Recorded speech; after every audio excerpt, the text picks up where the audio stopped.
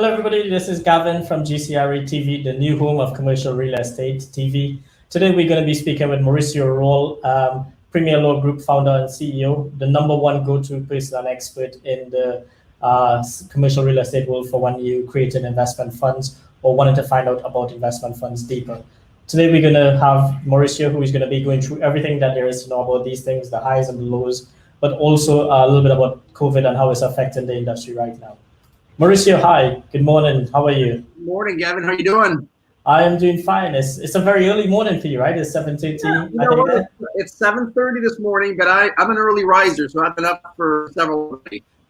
Yes. Okay, good. So I heard you were saying earlier that there was some state fires going on right now. Yeah, I'm in California, and we've got about 24 active fires, and some of these fires are the largest fires in the history of California. And so if you look at satellite images of California right now, you'll actually see the entire state, which is a pretty big state, almost like a country, covered in smoke. Like it's completely blanketed in smoke.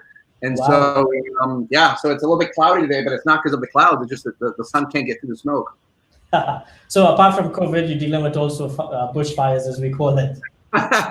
We have, everybody has something, right? And in California, we're known for our fires are one of the things. And of course, earthquakes. Earthquakes not as often, but fires and earthquakes. Other people have hurricanes. Other people have other issues with fires and earthquakes. Yeah. California is a lovely state. I've spent some time out there in a little town called Solvang, about 2 hours north of LA. Love Solvang, yeah. It was quite crazy. In the morning, it was like 0 degrees, and then it went up to 35 degrees. I have never seen that happen ever in my life. Yeah, Solvang is just behind, it's wine country. It's just behind Santa Barbara, which is about, probably from my house, probably about 2.5 hours northeast of here. So. Yes. Oh, okay, cool. So Mauricio, today we want to just talk a little bit about investment funds as an introductory video with yourself to the audience that we have. Just talk a little bit about what it is you do, things that people should know about, maybe touch a little bit on COVID and what you see happening, if there's any barriers to consider when looking at investment funds. So I'll let you take the table, introducing yourself and a little bit about what you do. Yeah, well, thanks, Gavin. So I'm what's known as a securities attorney, which is really most people, I think the vernacular is really a syndication lawyer. So what I do is I help clients raise money, raise capital to do mostly real estate, although I do handle other cases. Most of my clients, I would say 95% of my clients are simply real estate investors who are looking to scale their business. So they started buying their own single family homes, or they're buying maybe small multifamilies, duplexes, triplexes.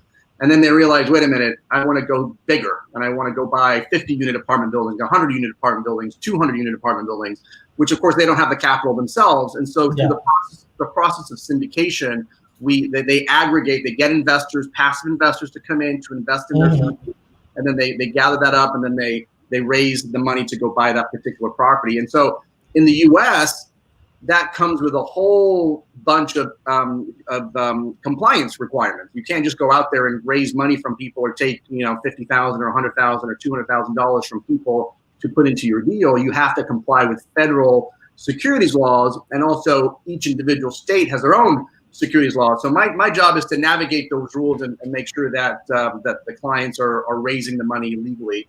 And I've been doing this for it's 22 years now. Started out here in California at a law firm representing sort of defense work, litigation, trial work, representing some of the big brokerage houses like Goldman Sachs and JP Morgan and American Express, that kind of stuff. And then about 7 years into that, I actually left and went to work in-house as general counsel for a well-known real estate group here called the Real Estate Guys. And that's kind of where I really cut my teeth on the syndication piece specifically.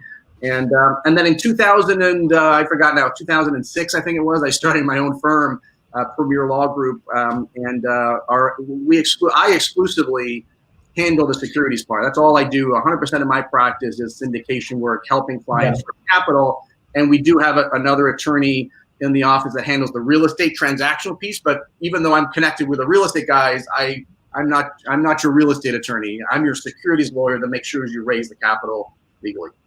I know it's a really big bureaucratic red tape to move around. And also, I think what a lot of people forget is not just an SEC ruling, but there's also state and down to kind of a county permission as well you need. Can you break that down a little bit for us? Yeah, so most of the time, the good news for us, but yes, we have a dual. I know some of the viewers are international, so we have a dual system here in the U.S. We have a federal legal system that covers the entire country, and then each of our 50 states have their own rules and regulations, their own laws, and then even within the state, we have these counties, and everybody has their own rules. So it really is where I live, for example, in Newport Beach, you have the federal level, which is the U.S., California, then you have Orange County, which is my county, and then I live in Newport Beach, which is the city. So think of all the regulatory layers that you have to deal with.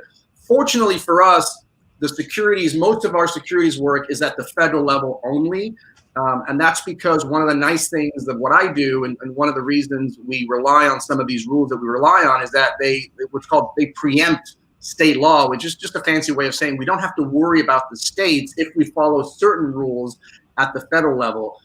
We still have to worry a little bit in terms of, look, we still can't defraud investors, right? We still can't, we still have to let the states know what we're doing, but we don't have to worry about complying with, for example, I'm in California, we rely on the US rules. We don't focus on the California securities laws because they have their own set of securities laws, but because we work at the federal level, we're able to kind of bypass those based on some of the exemptions we use. Yeah. Okay, cool. So we were actually funny enough, I was just having a talk with a company from India. They're looking to do some stuff with us. And they were talking about, investments and REITs is quite a big thing right now. What is the difference between the investment funds that people raise and the REIT, just so that the audience kind of have an idea? Yeah, an investment fund is really, first of all, it's private. So it's literally individuals. Most of my clients are individuals like you and me. It's Mauricio comes to go raise $2 million or $3 million, and I don't have $3 million. So I go to my friends and family and people I know, or sometimes we advertise, but we bring in, $50,000 investors, $100,000 investors, and I raise my $2 million, $1.5 million.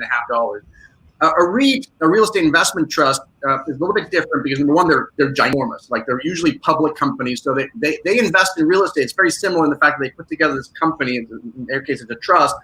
They go buy hundreds, if not thousands, of properties, and you get to participate in the profit and loss. But it's such a huge behemoth that you're obviously not talking to any of the particular. It's like investing in stock. You're investing in Apple or Google. You're investing in one of these huge companies. As opposed to a private fund, a lot of these investments are literally it's the person who puts it together and maybe 10 or 15 investors. I mean, it's a very small company. I presume with the whole pandemic going on right now, this isn't affecting your work, right? You've probably seen more growth than anything else. It's people trying to raise funds, right? Yeah. So what happened for us, and I think across the syndication community, is when COVID hit back in sort of middle of March, which is really where it really hit. What happened was because of the uncertainty with COVID and all the lockdowns, the lenders froze because they suddenly didn't realize they didn't really have they weren't confident in the valuation of the properties because they didn't know if 50% would have to leave. There'd be 50%, vacancy or 25% vacancy or 30% vacancy. They didn't know how many people would be unemployed. It was this complete uncertainty. And so they literally froze, meaning if you were in the middle of a deal, like right about to close a piece of property, they would pull their lending. And the way it works in the US, but most people don't realize is the loan documents, the mortgage documents are drafted in such a way that it really allows the lender to pull out for really any reason or no reason at all. And so that's what was happening in March, April, and going into May. And so the industry kind of froze, at least for our business. I mean, we got very little, if any, business for about 6 to 8 weeks. Yeah. And then what happened is once we got a little bit more clarity and what happened, the lenders started to get a little bit more, comfortable with the valuations and, the appraisals, the new appraisals they were getting. Everybody started to kind of creep back. And now it's just an avalanche because what's happening now is all the people that wanted to do a deal in March, April, and May that didn't do a deal, they're all doing them now in July, August, September. And so now we're probably not twice as busy as pre-pandemic, but we're certainly much more busier now than we were in February, March. And that's going to continue, I think, until something changes. I mean, obviously something turns or we have a second wave or additional lockdowns that could affect it again. But assuming we slowly creep back here over the next 6 to 12 months, it's getting pretty busy again.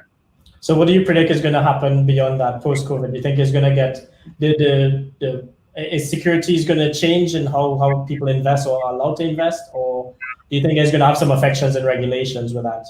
No, I don't think I don't know if the regulation part's going to change. What I've seen in my business is a definite shift away from the single asset raises. So instead of buying, one piece of, one apartment complex or one piece of property and raising money for that one piece of property, what people are realizing now or thinking there's going to be a lot of opportunities coming down the pipe in 3, 6, 9 months, maybe next year. And so they're focusing more on putting together a fund. And the fund is a little bit different than a project-specific raise, because with a fund, you basically get the money first, and then you go figure out what you're going to do with it. And a lot of my clients feel like they want to be in a position to take advantage of these opportunities that are going to be coming down the road. And so they want to get all the regulation taken care of now, raise the capital into their fund, and when those opportunities come, they're ready. They can pounce, they can close in 7 days, or they can take advantage of these opportunities that are coming down the pipe. Yeah, that makes a lot of sense. I think we're going to see a lot of that happen. People just sit and just waiting to pounce on the deals when it comes out into the. But I think probably in the next 12 months we'll see deals starting to happen again. There's certain sectors and classes that's gotten hit, but I think definitely is going to be coming out in the next 12 months from now. And No, what I was going to say is I was actually, if you look at some of the videos that I was doing pre-COVID, I was already starting to talk about some of the issues that from the regulatory standpoint, I was concerned about that were coming when not even the next recession, but we had such a boom. But even when the boom leveled off, there were some concerns. People kind of over leveraged or overpaid for properties here in the last year or two. And I think those people are going to, people who just bought in the last year or two and overpaid for the property, or were relying on huge rent increases, which obviously are not going to happen now. Those are going to be the first ones to falter. But it's a process. It doesn't happen overnight. We have forbearance going on now. We've got other, obviously we've got all these emergency loans and emergency things going on. But certainly I can see, first quarter, second quarter of next year, this kind of little avalanche starting to happen. So I do think that there is going to be a lot of opportunity, and a lot of my clients are looking forward to that opportunity to step in and help out some of these distressed sellers that just kind of got caught in the wave. Yeah. So what is so for somebody who's relatively new to this, what is it, like 2 or 3 pointers you think you could give them to kind of consider when setting up something like this? Is this the right thing for somebody who's now starting off? Is this something that for somebody who's experienced? What's your views on that to really look at? Yeah, this is a great, in general, it's a great thing. But here's what I would tell folks, the 3 pointers. Number one is you have to realize that anytime, at least in the US, anytime you're taking money from passive investors where you're generating the returns are generated by your efforts and you're simply giving your investors a return, that is going to be considered a security. And it doesn't matter how you structure it. People think that because they're not creating an LLC or they don't come up with a corporation, they do a side agreement or a handshake or a loan, they think somehow that's going to be that. So number one is just realize that when you're raising money from passive investors, you are issuing securities, and we need to comply with security laws. And that's one of the biggest mistakes I've seen going around. The second thing is to realize is that it's just a great way to scale. I mean, there's only so much money you have in your pocket to put down payments on single family homes or duplexes or triplexes. And at some point, I guarantee you're going to realize when you start doing the math and you do this for a few years or a decade, and you see how much work you're going to have to do to get to the level you want to get to, you suddenly realize that you can scale much quicker if you're buying 50 units or 100 units. And the only limitation in your mind is the cash, the capital that you need for the down payment and the capital improvements. And there's a ton of cash out there that you can access as long as you do it legally and compliant with the federal and state rules. Yeah, I think a lot of people do see that point. Certainly, I know when we initially had our conversation, I did ask about that. Even in business general, when people invest, there's still things that you have to take into consideration. It's not always that simple. And in regards to sort of how different is the rules in the US compared to, like, say, Europe? Do you think that somebody who's looking from Europe right now, do you think there's going to be a much difference in the regulatory side of it? There's definitely going to be difference. Like, one of the things I talk about a lot of, I think one of my more recent, I did a well-known video in Times Square about international investors. And one of the things I point out is you have to comply with the international rules. And I honestly don't know too much about, the securities laws happening in Europe or anywhere else in the country. I do know some of the third world emerging countries. I used to live in Belize. Let me give you a good example. I used to live in Belize. and Belize, that their securities laws are not very robust. They're very skinny. And I'm also pretty sure that some of the sort of South American countries, like some of they just don't have really developed securities laws. US, I know that the U.S. securities laws, as well as Canada, by the way, we have probably some of the more sophisticated and restrictive securities laws out there. So a lot of things that you may be able to do in Europe or in Asia, it doesn't mean you can do the same things here. It's comparing apples to oranges. So when you're raising capital in the U.S., you want to make sure you have a U.S. securities attorney. If you're raising capital from somebody in Europe, you want to make sure you have an attorney, a securities lawyer in that particular country where that investor resides. That's So does that differ? So if we had investors from, say, for example, England or Switzerland, where I live, coming over to the U.S., would they have to abide by certain laws as well? No. So in the U.S., I'll give you the 30-second tour here, the nickel tour. But essentially, when you realize, as I said earlier, that you're selling securities, you basically have to register the security, or you have to find an exemption, right? Or it's illegal, I like to joke. And so that's what I live in. I live with the exemptions, trying to figure out what exempt. But if you're an international investor and you're putting this, for example, Gavin, you're putting this syndication together, and you don't have any U.S. investors. The U.S. only cares about U.S. investors. They don't care about European investors or Asian investors. So as long as you don't market or sell to U.S. persons, there's actually an exemption that we rely on called Regulation S as in Sam, and that covers us for international investors. Now, the minute you start advertising and trying to seek investors in the U.S., even if your project is somewhere else, or even if your project's in the U.S., the minute you start advertising or trying to talk to people in the U.S., well, now you have to comply with U.S. rules. I think all our viewers who's from all over the world who's looking at it would probably be happy with that. Because, there's a lot of people that want to invest in the US right now, but they don't want to have to deal with the complexities of the taxes in the US and then their own country. It's a really big nightmare. I know for myself right now here in Switzerland, it opens up a whole can of worms, and I had to get people like PwC involved. Yeah, I mean, it's tough because, in that video I talk about also, whenever money, whenever money, not so much when money flows in, although that also happens too. There's a lot of clients have brought in, let me put it this way, a lot of people have brought in international monies to the U.S. and there's a good chance it's happened where those monies get frozen because the regulators want to figure out where did it come from, anti-money laundering, making sure the money's clean. But for my clients, the bigger issue is getting the money out, because there are IRS, there are taxes. The U.S. wants to tax everybody around the world. So if you're an investor in Europe and you invest in the U.S., well, I have an obligation before I send the money back to you to actually withhold taxes. I have to withhold money because the government assumes that if I just send it to you, you're not going to pay any taxes, even though the government thinks you owe them. So there's a withholding that has to happen. So the compliance really happens for the U.S. person putting it together. But keep that in mind that they're going to withhold money before they send it back to the European investors or Asian investors. And then the investor's obligation, if they want some of that money back, because maybe they don't have to pay 30%, maybe they don't have to pay 15%, they're going to be obligated to file a tax return in the U.S. to get the reimbursement of whatever was out. I think that's a topic for another day, right? That we can almost go into a whole large scenario about that. We can do this for 3 days, my friend. Yeah, I'll have to get my folks in PwC to come in and we can do a whole group panel discussion around that. I know tax compliance with the US and other countries are very, very, you have to take with a fine-tooth comb and really look through all the details of it. Yes. So yes. That is definitely a topic. Mauricio, before we leave, is there anything else you want to tell our viewers? We got a few minutes still left here.